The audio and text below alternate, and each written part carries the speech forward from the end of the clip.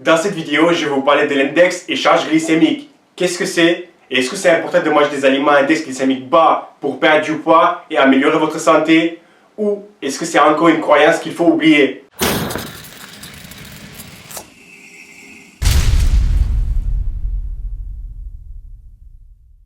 Je dois t'avouer que je ne me suis jamais trop préoccupé de l'index glycémique et j'ai jamais choisi de manger un aliment selon son index, car je ne pensais pas que c'était si important que ça. Je ne pensais pas que c'était si important que ça, car tout ce que je lisais ou que je regardais des vidéos en anglais qui traitaient la nutrition, on parlait rarement de l'index glycémique. Et c'est que depuis quelques temps où je commence à m'intéresser un peu plus ce qui se passe dans le fitness en France, dans les forums ou les groupes de musculation, que je me suis rendu compte que ici, l'index glycémique c'est le plus important. Quand je poste une photo ou une vidéo de quelque chose que j'ai mangé, il y a sûrement un ou deux qui vont parler de l'index glycémique. Quand quelqu'un demande des conseils pour perdre du poids, direct quelqu'un va parler de l'index glycémique. Des vidéos des youtubeurs connus qui parlent de leur diète de sèche, et au lieu de parler de calories et macronutriments, ils parlent majoritairement de l'index glycémique des aliments. Donc j'ai fait ma propre recherche et dans cette vidéo je vais t'expliquer ce que l'index et charge glycémique des aliments et si c'était si important que ça. Qu'est-ce que l'index glycémique? L'index glycémique est tout simplement une façon pour mesurer l'impact d'un glucide sur votre taux de sucre. L'index nous dit à quelle vitesse le glucose d'un aliment se retrouve dans le sang. Un index glycémique élevé, c'est de 70 à 100. Le glucose est assimilé très rapidement et donc vous aurez un gros pic d'insuline. Et puis vous avez de 55 à 70 où c'est un index glycémique moyen. Et en dessous de 55 sont les aliments à index glycémique bas. La façon dont les nutritionnistes ont établi le tableau des valeurs des index glycémiques, c'est qu'ils ont pris un aliment, ils ont donné à un groupe de personnes et 2 heures plus tard, ils ont vérifié leur glycémie. Et ils ont comparé les résultats avec une référence, comme par exemple le glucose pur, qui a un index de 100. Comme vous pouvez le constater, il y a un gros problème avec comment l'index glycémique d'un aliment est déterminé. Vous pouvez tester un aliment sur un groupe de personnes et obtenir une valeur, et puis tester sur un autre groupe de personnes et obtenir une autre valeur. Et ceux qui ont établi le tableau de l'index glycémique sont au courant de ça. Je ne vais pas aller plus loin avec ça car je sais que ce n'est pas ce qui vous intéresse le plus. Mais si vous voulez lire un peu plus sur ça, vérifiez le lien en bas dans la description. Qu'est-ce que la charge glycémique? Je vais te donner un exemple, ça sera beaucoup plus simple à comprendre. Donc imagine d'un côté tu as une cuillère de 10 grammes de sucre qui a un index de 68. Et de l'autre côté tu as une banane qui a 27 grammes de sucre avec un index de 52. Donc d'un côté l'index est 68. L'autre côté c'est 52, l'un côté tu as 10 grammes et l'autre côté c'est 27 grammes. La charge glycémique, c'est l'index glycémique fois la quantité de glucides divisé par 100. Donc pour le sucre, dans cet exemple, la charge glycémique est 8. Pour la banane, dans cet exemple, la charge glycémique est 14. Une charge glycémique basse, c'est 10 ou moins. Une charge glycémique modérée, c'est entre 11 et 19.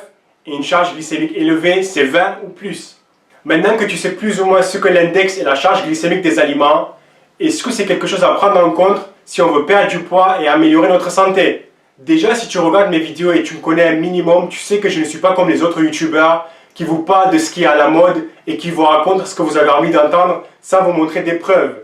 Donc, est-ce que les aliments à index glycémique bas vous aident à perdre du poids? La réponse est non, ça ne fait aucune différence. Et c'est ce que j'essaie de vous faire comprendre depuis que j'ai commencé YouTube. Tant que vous êtes en déficit calorique, peu importe ce que vous mangez, vous allez perdre du poids. Une étude dans l'université de Minnesota a divisé 27 individus en surpoids en 3 groupes. Index glycémique élevé, index glycémique bas, lipides élevés. Pendant 12 semaines, tout le monde était en déficit calorique de 750 calories. Et après les 12 semaines, tout le monde a perdu entre 8 à 9 kilos, peu importe le régime qu'ils suivaient. En 2006, les chercheurs ont comparé 4 régimes avec 129 individus en surpoids. Et c'est la seule étude que j'ai trouvée où manger des aliments à index glycémique bas faisait une petite différence. Le premier groupe, c'était peu de lipides, index glycémique élevé, index glycémique bas. Deuxième groupe, alimentation riche en fibres, index glycémique élevé, index glycémique bas. Les 4 groupes ont perdu du poids. Ceux qui avaient une alimentation riche en index glycémique élevé ont perdu entre 4 à 5% de leur poids. Et ceux qui avaient une alimentation riche en index glycémique bas ont perdu entre 5 et 6% de leur poids. Donc il y a vraiment très peu de différence. Puis en 2007, Dr Susan Roberts a suivi 34 individus en surpoids pendant 1 an dans un essai contrôlé randomisé.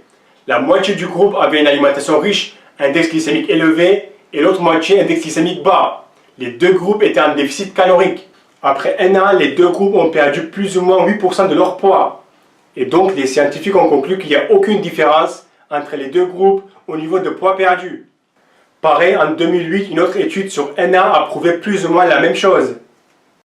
Toutes les expériences que j'ai vues à partir de 2007-2008, où ils comparaient alimentation riche, index glycémique élevé, index glycémique bas, et ils consommaient exactement le même nombre de calories, il n'y avait aucune différence entre les deux.